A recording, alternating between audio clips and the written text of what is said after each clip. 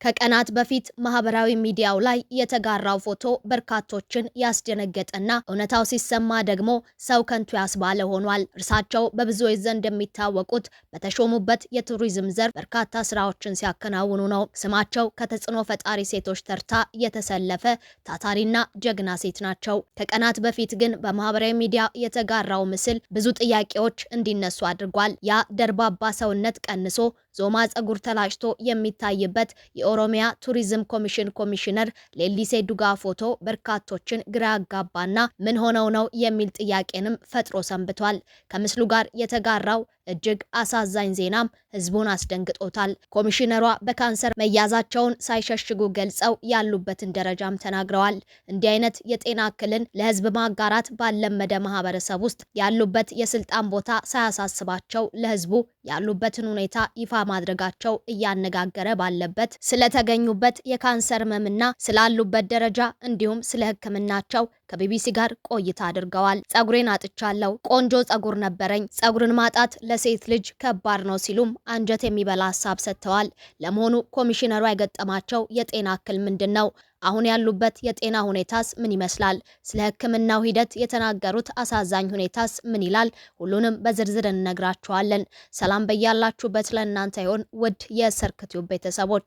ሰርክቲዩብ ወቅታዊ መሰናዶችን ወደ እናንተ የሚያደርስ ቻናል ነው። በዛሬው መሰናዶ እጅግ አሳዛኝ የጤና እክል ስለገጠማቸው ኮሚሽነር ሌሊሴ ዱጋ የተሰማውን መረጃ ወደ እናንተ እናደርሳለን። እናንተም ቻናሉን ሰብስክራይብ በማድረግ ቤተሰብ እየሆናችሁ ቪዲዮን ላይክ እና ሼር በማድረግ አብራችሁን ቆዩ። ህልም ስላለኝ ብታመምም መኖር መታገልና ታትሮ መስራትን አላቋርጥም። ይህን ያሉት የኦሮሚያ ቱሪዝም ኮሚሽን ኮሚሽነር ሌሊሴ ዱጋ ናቸው። መቼም ሰው ሆኖ የማይፈተን የለምና ኮሚሽነሯ በካንሰር መያዛቸው ተሰምቷል። ይህም እጅግ አስደንጋጭ ዜና በርካቶችን ያሳዘነ ሆኗል። የኦሮሚያ ቱሪዝም ኮሚሽነር ሌሊሴ ዱጋ ካንሰር እንደተገኘባቸውና ለዚህም ህክምና እየተከታተሉ መሆናቸውን ፎቶአቸውን ጭምር አያይዘው በማህበራዊ ሚዲያ ላይ ከቀናት በፊት አጋርተው ነበር። ሌሊሴ ጸጉራቸውን ተላጭተው ከሚሰሩበት ላፕቶፕ ፊት ለፊት በፈገግታ የተሞላ ፎቶግራፋቸውን እየሰራው እየታገልኩ እያሳካው ከሚል የእንግሊዝኛ ጽሑፍ ጋር አጋርተው ነበር።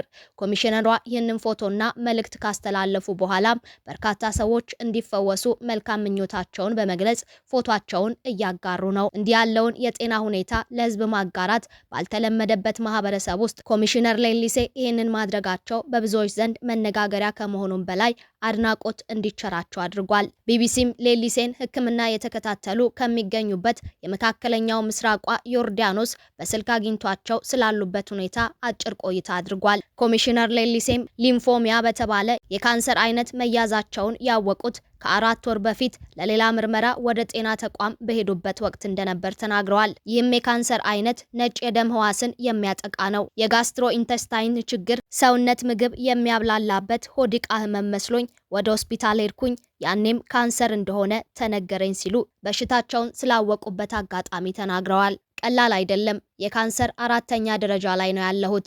የሚጎዳኝ ነገር ቢሆንም በፈጣሪ አምናለሁ፣ ፈጣሪን አስቀድማለሁ፣ እጸልያለሁ ሲሉም ስላሉበት ሁኔታ ተናግረዋል። ባለቤቴ፣ ልጆቼ፣ ቤተሰቦቼና ጓደኞቼ ከጎኔ ናቸው፣ ይጸልዩልኛል፣ ያበረቱኛልም። ህልም ስላለኝ ብታመምም መኖር መታገልና ታትሮ መስራት አላቋረጥኩም ሲሉም ተናግረዋል። ጸጉሬን አጥቻለሁ፣ ቆንጆ ጸጉር ነበረኝ። ሌሊሴ አሁን ላይ የኬሞቴራፒ ህክምና እያገኙ ሲሆን በዚህም የህክምና ሂደት ብዙ የጎንዮሽ ጉዳት እንዳልደረሰባቸው ተናግረዋል። ጸጉሬን አጥቻለሁ፣ ቆንጆ ጸጉር ነበረኝ።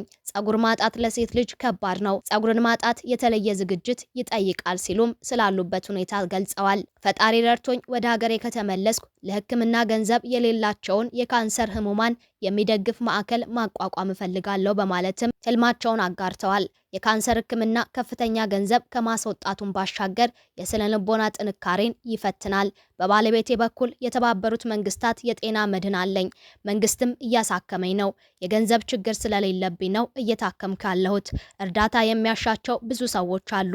ሲሻለኝ እነዚህ ሰዎችን ለመርዳት ማዕከል አቋቁማለሁ ሲሉም ሌሊሴ ተናግረዋል። የህይወት ፍልስፍናዬ ቀላል ነው ሲሉ የተናገሩት ሌሊሴ አሁን ላይ ብርታት እየሰጣቸው ያለው የህይወት ፍልስፍናቸው እንደሆነም ይናገራሉ። የህይወት ፍልስፍናዬ ቀላል ነው፣ በየቀኑ የምችለውን ማድረግ፣ ዋጋ ያለው ነገር ማድረግ፣ ሌላው ደግሞ ጥሩ መሆን። ፈጣሪ ያስተማረን ይሄንን ነው። ምድር ላይ እስካለን ድረስ ጥሩ ነገር ብናደርግ መልካም ነው ይላሉ። ያለኝ ህይወት የኔ አይደለም የእግዚአብሔር ነው። የምኖረው እሱ የሰጠኝን ነው። ያለ ጸጸት መኖር ነው የምሻው። ለመኖር የሚያበረታኝና ወደፊት የምቀጥለው ለዚህ ነው። ሌሊሴ በየዕለቱ ጥሩ እንዳደረጉ ለራሳቸው እንደሚነግሩትና ከፈጣሪ ምህረትን ጠይቀው እንደሚተኙም ይናገራሉ። ሕክምናቸውን ለመጨረስ ከ4 እስከ 5 ወራት ይወስድባቸዋል። ነገር ግን የካንሰር ሕክምናው ስራቸውን አላቋረጠውም።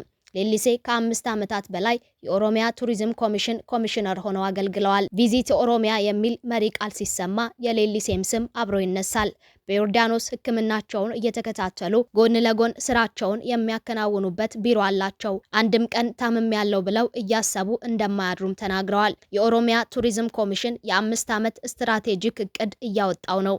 በቀጣይ 5 ዓመታት ምን መሰራት አለበት የሚለውን ነው የምሰራው ሲሉም ተናግረዋል። ካለፉት 5 ዓመታት በመማር በቀጣይ 5 ዓመታት ምን መሰራት እንደሚቻል የትኩረት አቅጣጫ እየቀረጹ እንደሚገኙም አጋርተዋል። ኬሞቴራፒ ያለን ቀን ሆስፒታል ሄዳለሁ፣ ሁሉም ቀኖቼ በስራ የተሞሉ ናቸው ሲሉም ይናገራሉ። ሌሊሴ ከ10 ዓመታት በላይ በብሔራዊ የጸረ HIV ኤድስ ተቋም ውስጥም ሰርተዋል። ስራቸውን የጀመሩት ወጣት ሴቶችን ከኤችአይቪ ኤድስ ለመከላከል በሚደረግ ንቅናቄ ነው። ችግር ሲገጥመን የመጀመሪያ እርምጃ በሰላም ለመኖር ራስን ማሳመን ነው ይላሉ። ብዙዎች በካንሰር ሲያዙ መገለል ይደርስብናል ብለው በመፍራት በአደባባይ ስለ ህመማቸው አይናገሩም። ሌሊሴ ግን ምስላቸውን በማህበራዊ ሚዲያ አጋርተዋል። ልክ በኤችአይቪ እንዳደረግኩት ሁሉ ሰዎችን ስለ ካንሰር ማስተማር እፈልጋለሁ ይላሉ። ሌሊሴ የአመራር ብቃትን የተመለከተ መጽሐፍም እየጻፉ እንደሆነና መጽሐፉም እንደተጋመሰ ተናግረዋል። በቅርቡ እንደሚጠናቀቅም ገልጸዋል። በየቀኑ አዲስ ነገር እማራለሁ። አንድ ሰው በየቀኑ የሚማረውን ነው የሚሆነው።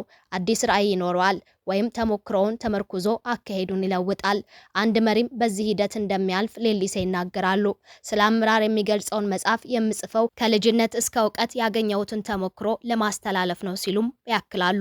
ሌሊሴ ተወልደው ያደጉት አዲስ አበባ ውስጥ ነው። በተለያዩ መንግስታዊ ያልሆኑ ድርጅቶች ውስጥም ሰርተዋል። በብሪታንያ ኤምባሲ እንዲሁም የኦሮሚያ ክልል ቢሮ አማካሪ ሆነው ከ1 ዓመት በላይ አገልግለዋል። እሳቸው የሚመሩት የኦሮሚያ ኮሚሽን ተቋም የኦሮሚያን የቱሪስት መዳረሻዎች በመላው ዓለም ለማስተዋወቅና የክልሉን የቱሪዝም ዘርፍ ለማሳደግ ነው። የኦሮሚያ ቱሪዝም ኮሚሽን ለበርካታ ወጣት የስራ ዕድል ከፍቷል። መቼም የሰው ልጅ በየትኛውም የስራ ዘርፍ የኃላፊነት ቦታ ላይ ቢገኝ እንደ ሰው መፈተኑ አይቀሬ ነው።